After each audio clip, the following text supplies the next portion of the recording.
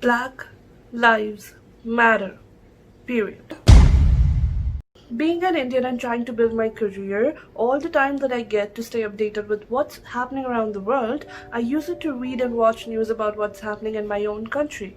I know that discrimination exists in India, but not really based upon the color of one's skin, but majorly based upon the caste and religion of a person. And because I was seeing some magnificent personalities like Oprah, Rihanna, and Beyonce do so well in life, I assumed, based upon a handful of people, that the whole black community is free of racial indifference in the US. But the recent incidents of George Floyd's murder and police brutality pulled me out of my assumption and pushed me towards the reality. Obviously, because I've never been to the US, I can only imagine through the social media posts that how life really is for the black community there. Watching the footage where the white police officer kills George Floyd, I was left shocked. I could not comprehend how somebody can loathe someone to such a degree that they refuse to lift their knee from the man's throat even when he was crying for his mama. Like, I could not imagine what George must be going through at that time, how suffocated and choked he must be feeling that he had to cry for his mama.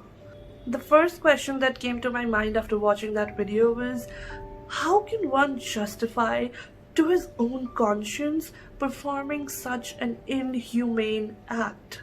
Or how can one justify even discriminating purely based upon the color of one's skin? And after contemplating this for so many days now, I've come to realize that we have been programmed, our subconscious mind has been programmed, and we have been taught that this is okay. And that is why we do not feel that what we are doing is wrong. Now, when I say we, I mean us Indians, because being an Indian and living in India, I do not know how I can help the black community in America or any other part of the world, but I do know of a very stark mistake that we Indians make, whether knowingly or unknowingly, and correcting that mistake can be a very good start. Our beloved entertainment industry, I don't know whether knowingly or unknowingly, but I would like to believe that unknowingly, has been programming our subconscious into believing that dark skin means ugly and undesirable. I would like to give a few examples to explain what I mean. Every day we are shown tons and tons of advertisements that tell us to buy facial creams and moisturizers that will brighten our skin tone. I'll leave a link in the description box below to such an ad. Now, in this ad, there's a girl who has a little dark skin and she travels by bus. Nobody really cares about her, or nobody really stares or even looks at her. She struggles a lot, and even her father wishes that he had a son. But then this girl uses this facial cream that brightens her skin tone, makes her fair, and then everybody starts staring at her. She becomes an air hostess, and even her father accepts her and becomes happy with her. What does this ad tell our subconscious? That if you have fair skin, you'll be more attractive to people. People will stare at you in awe, and even you would be able to score your dream job easily. Like, seriously? Another very stark example that comes to my mind is a blockbuster movie, Dil, in which two of the most talented and amazing actors are in the lead role. There is one scene in the movie in which two guys are having a boxing match and they have a bet going on. And the bet is that whoever loses the boxing match will have to kiss a girl. And the girl that they have to kiss is a fat, dark-skinned girl. Throughout the whole boxing match, whenever one of the guys realizes that he's about to lose, he looks at the girl, he realizes that he has to kiss that girl, and then he's suddenly repulsed by the idea of kissing her, and that motivates him to gather up all his strength and try to win the match. So what does this tell our subconscious? That the hero is always attracted to the girl with the fair and bright skin, and the hero is always repulsed by the girl with dark skin. The last example that I want to share is the one that hurt me the most, not because of what was shown for a dark skin colored girl, because it's always the same. The hero falls in love with a girl who's very fair and is repulsed by a girl who has a little bit of dark skin tone. The reason that I'm hurt is because this was shown in a very, very successful TV show which managed to break a lot of stereotypes but failed miserably at this one. This is also my favorite Indian TV show. I was so happy with this TV show because initially the lead actress was a dark-skinned girl and the hero falls in love with her. The villain that eventually came in this scene was a fair-skinned girl and the hero was never attracted to her. But what bugs me is that there was no comedy scene around the hero being repulsed by the fair-skinned girl. It was all serious. Yes, the hero was not attracted to the fair-skinned villain, but it was all very serious. It was not a comedy scene. And then gradually when the plot changed, the lead actress changed. Now she was a fair-skinned girl, and then they used the scene, the very common scene that is used by everyone in the film industry, by almost all the movies whenever they have to include such a comedy scene.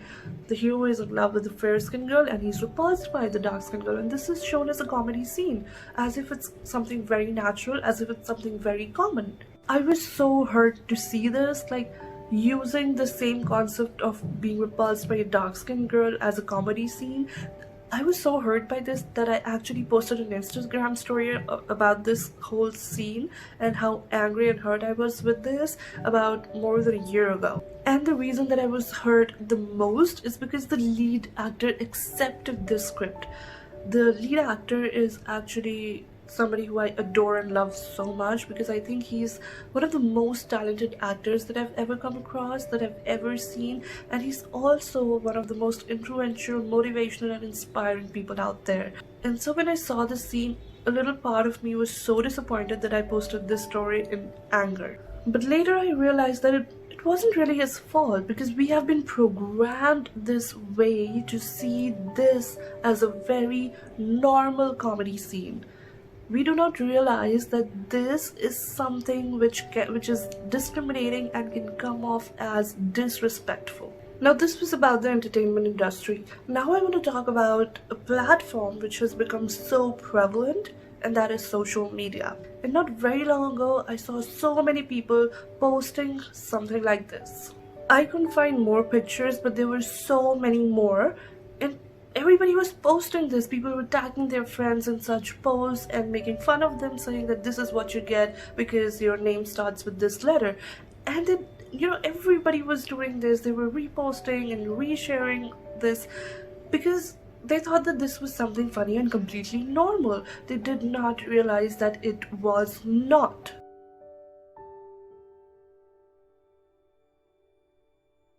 Consciously remind yourself that this is not normal and this is not funny.